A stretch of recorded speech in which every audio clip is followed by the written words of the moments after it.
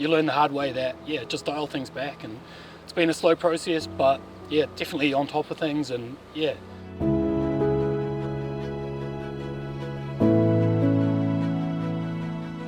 I feel like, yeah, I'm going pretty good, man. I've learned the hard way, burning out isn't that fun, you know? So it's sort of probably a lesson learned a bit late in life, you know, like to find out about a year ago that you don't just have to keep doing. You can slow down and, like, you know, just sit there, do nothing, and that's great.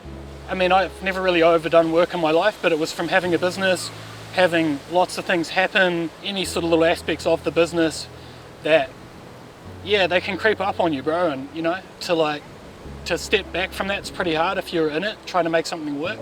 You do that too much, eventually your body or your mind tells you, yeah, don't do that, you know. You start getting a bit of anxiety, you get a bit of depression coming in. Get on the phone, get on Google, you know, find a counsellor, I suppose. And so from doing that was kind of cool to have someone that they're just sort of like interested in what you're up to, and you're just having a chat. They're not really getting too deep on anything. They throw back at you things that you've said, you know, in previous times, like, hey, you told me last time, you know, that these feelings were coming up when you were doing this or that. So they just kind of remind you of things, like, you know, talking about how your week's been, and then it's kind of like, all right, okay, so this is probably an issue, you know. If I'm going to go and do too many things, if I'm not already feeling good and pushing through that, you're going to end up going back a step, you know. So it's them being there and reminding you that, like, yeah, that stuff will keep happening as long as you keep still pushing through and trying to do too much.